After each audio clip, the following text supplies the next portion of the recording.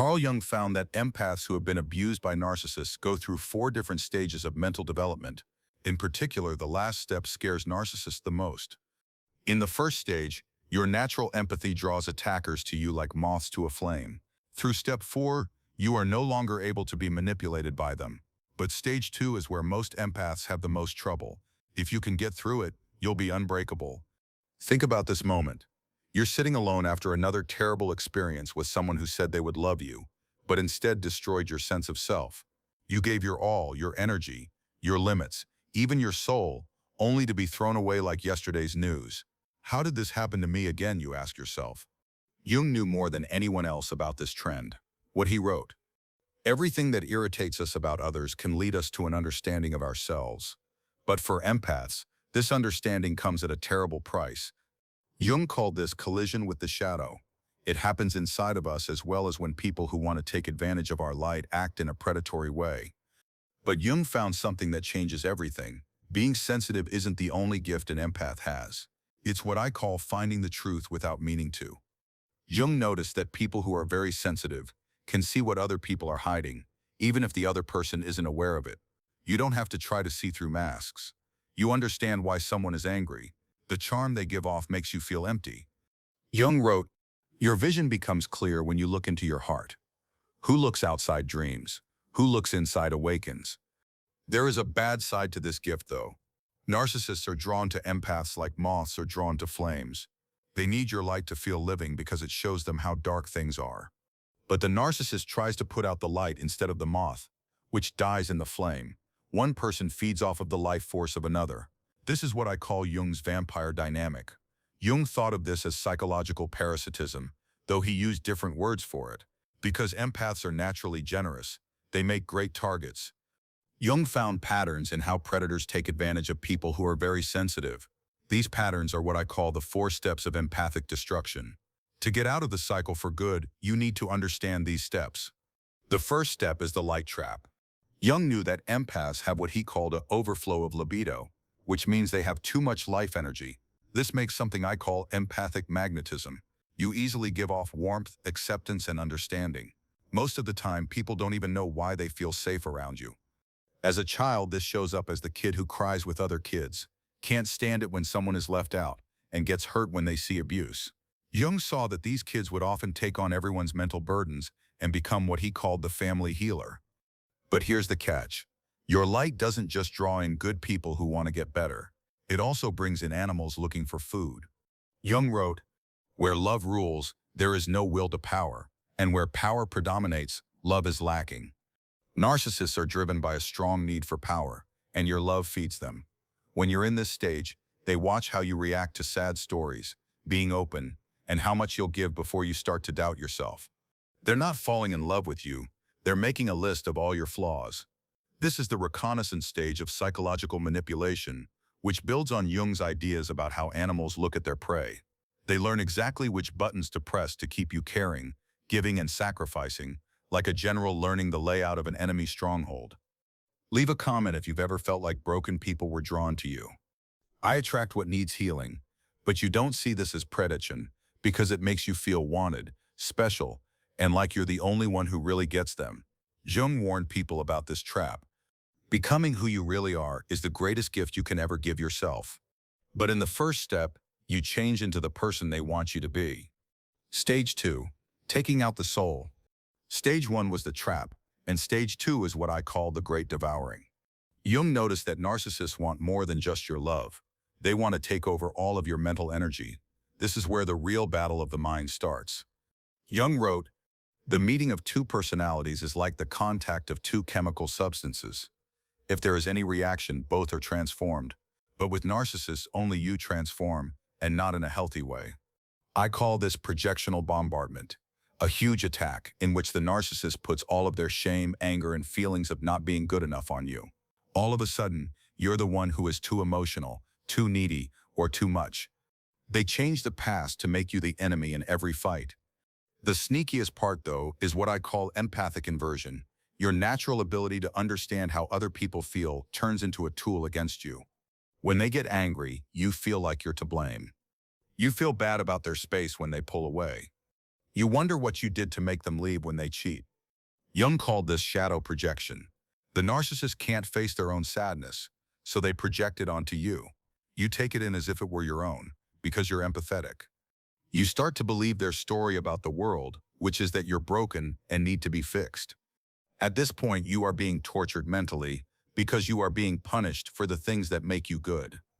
People see your kindness as a sign of weakness. Being selfish is what people call your limits. People think your needs are just drama. This is what I call the crucifixion of the true self, or to use Jung's words, the breakdown of the ego under psychological pressure. You constantly keep an eye on their feelings and change your appearance to stay out of their way. This is what I call hypervigilant empathy. Your nerve system works around the clock to try to predict and stop their emotional outbursts. Jung noticed that this kind of psychological abuse that lasts for a long time can lead to detachment, which is what I call soul fragmentation. Some parts of your true self hide in order to stay alive.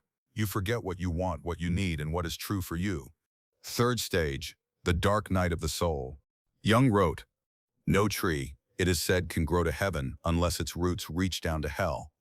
In the third stage, you go to hell, where everything you thought you knew about love, yourself, and reality falls apart. This is what I call giving up on empathy. You used to feel like you could give forever, but now you feel like you can't. Your ability to understand, which seemed to be endless, is now limited. The weight of the truth finally breaks down your ability to explain away their behavior. Jung called this the dark night of the soul, which is a required death of the mind that comes before rebirth. But right now it feels like you're going to die. Jung saw people's minds compensate when they were under a lot of stress, which is what I call acute psychological decompensation. These people had anxiety, sadness, physical illness, and they couldn't do anything. During this time, the narcissist will often abuse you more because they can tell that you are waking up. They start what I call the final harvesting campaign, which is a mix of love bombs and more abuse meant to drain all of your empathic energy before you run away. Leave a comment if you've ever hit rock bottom and come back stronger. My breakdown became my breakthrough. What Jung knew, though, that most people miss is this. It's not illness that this is breaking down. It's psychology. It's your mind's way of making you face the truth you've been dodging. Jung wrote, "The most terrifying thing is to accept oneself completely." In the third stage, you have to admit that you've been helping to destroy yourself. It's not just the relationship that you start to question. It's also yourself. What did I do to let this happen? Why did I stay so long? What's wrong with me? As Jung put it, these are the basic questions that come up during individuation. But what I call the questions of individuation, the painful but necessary questions that lead to psychological wholeness, become even more important at this point. For many people, this step includes facing their shadow, not theirs, but their own. You need to deal with the parts of yourself that made the abuse possible, like your need to please others, avoid disagreement, and feel needed all the time. Jung knew that to heal, you have to take responsibility for what you did, but not for how others behave. When you understand that your empathy isn't the issue, you'll have reached a breakthrough. For some reason, you don't set any limits around it. Jung wrote, "Everything that irritates us about others can lead us to an understanding of ourselves." The narcissist made you mad because they were like the part of you that you gave up to make them happy. Stage 4. The Phoenix Rising Again. Jung thought that individuation, or becoming who you really are, required bringing together all of your mental parts, even your shadow. The shadow-integrated empathy shows up in Stage 4. This is when compassion and discernment come together, and love and limits come together. When you finish Stage 3, you're basically different. You're not broken, but refined. You're not angry, but smarter. You have developed what Jung called differentiated consciousness, which means you can feel other people's feelings without taking them on as your own. Narcissists are scared of empaths who have fully developed their own identities the most. You can still feel their pain, see how empty they are, and know that their inner kid is hurt, but you don't have to fix it anymore. Jung wrote, "I am not what happened to me. I am what I choose to become." In the fourth stage, you mindfully choose yourself, not because you're selfish. You know that your understanding is a gift that should be treasured and not used for personal gain. You learn boundaried kindness, which means you can love other people without losing yourself. Jung called this kind of change autonomous personality, which means that the person acts from their own center instead of reacting. Narcissists can't use drama, guilt, or trickery to get you to do what they want, because you can tell the difference between their feelings and your own. When you give from choice, help from power, and love from fullness, you become what I call empathically sovereign. The fact that narcissists can't feed off of your energy scares them. Say something like, "I see the game, but I don't play anymore," if their tricks no longer work on you. They'll do everything, threats, smear campaigns, and wild accusations, but nothing will work because you've reached what Jung called psychological independence. You no longer count on their approval or validation for your sense of self. Jung knew that healing isn't just getting away from abuse. It's also making the lessons you learned part of who you are now. This is post-narcissistic growth. The most important changes in this area of psychology are developing the transcendent function, which means being able to keep opposites in creative conflict. Seeing early on the signs of a narcissistic personality in others, charm, pity stories, trying boundaries, and giving inconsistent praise. Developing conscious empathy means knowing when to connect with someone and when to keep your energetic limits. When you get to stage 4, the ties that form are very different. You draw people who understand your depth without taking advantage of it, who can handle your intense emotions without getting too upset, and who respect your boundaries because they have healthy ones themselves. Jung thought that changes in one person lead to changes in the whole. Empaths show a new way of being when they finish this 4-stage journey. I call this the healed empath ripple. Kind people don't have to be victims, and you're live proof of that. People see that you can be compassionate without giving up yourself, that healing is possible, even after the worst psychological abuse, because of how you act. They think if they can do it, maybe I can too, when they see how you've changed. Jung called someone who turns pain into wisdom, and then uses that wisdom to help other people heal a wounded healer. The most important thing is that your change changes the egotistical supply chain. Every empath who finishes this journey takes away one more source of energy for the bad guys. Every limit you set makes it harder for narcissists to find simple people to hurt. Jung wrote, "The privilege of a lifetime is to become who you truly are." People who are empaths don't just save themselves when they use this power, they also help heal the collective shadow. Jung knew that narcissistic abuse isn't random and that it's good for both people's mental health. The narcissist puts their own shade on the empath to avoid facing it. By staying in victim awareness, the empath stays out of touch with their own power. But here is the deep truth.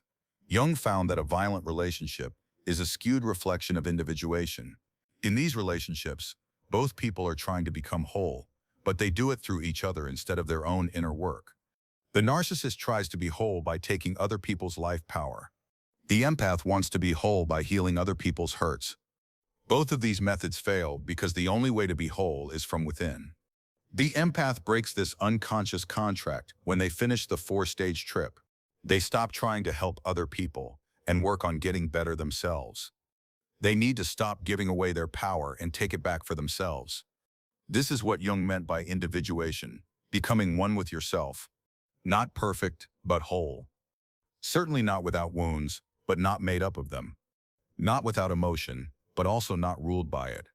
Jung thought that empaths play an important role in the evolution of human awareness. Not only are you sensitive, but I also call you consciousness accelerators. Being able to love without conditions, feel deeply, and sense honestly is what drives people to become more emotionally and spiritually intelligent. However, this gift comes with a lot of duty. You need to learn how to use your understanding on purpose, not just when something bad happens. You need to be able to tell the difference between when your sensitivity helps development and when it makes dysfunction possible. This 4-stage journey isn't just about healing yourself. It's also about getting ready for your bigger mission. Jung wrote, "Your vision becomes clear when you look into your heart. Who looks outside dreams? Who looks inside awakens?" As empaths become more awake, they can help change the world as a whole. You are here to show folks how to have good empathy. This is to show that being sensitive is a strength, not a problem. In order to show that love can have limits. To show that being kind can only go so far. To show that giving doesn't have to be automatic. It can be chosen. So here's what I want you to know. You are not broken if you are an empath who has been abused by a narcissist. That's not too sensitive of you. Of course, you're not fundamentally broken. You have a very advanced awareness that is learning how to protect your gifts in a very human way. The 4 steps are not punishments, they are ways to get ready. Each stage teaches you something important about good relationships, yourself and other people. In the first stage, you learn about your magnetic field. In the second stage, you learn about your limits.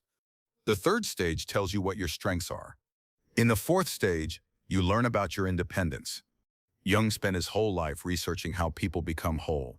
He discovered that face the shadow, both one's own and others, is always necessary. In this process, the narcissist taught you, but neither of you knew it at the time. As long as you can see yourself in these steps, you're where you need to be. Believe in the process. Believe in your gut. Believe that if you work on your empathy, it will become your biggest skill. Carl Jung found that empaths who have been abused by narcissists go through 4 clear stages.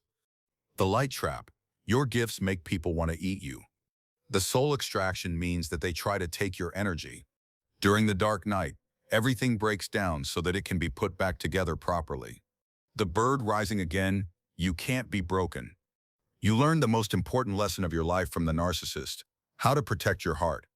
They pushed you to develop the limits and sense of right and wrong that now make you impossible to manipulate. As an empath, you should know that individuation, or becoming who you really are, is possible at any time, not just after harm. That's the whole point. You didn't go on this trip to keep being a victim. You went through it to become aware of how you create your world. Check out my video on when the empath stops forgiving, every mask falls, if you want to learn more about how empaths can reclaim their power and change their relationships. In it, I talk about the revolutionary process of conscious forgiveness and setting real limits. Your journey through these 4 stages isn't just healing for you, it's healing for everyone. It's about having full power, being safe, aware, and in charge. Thanks for coming with me on this path of learning. We'll see you in the next healing realm.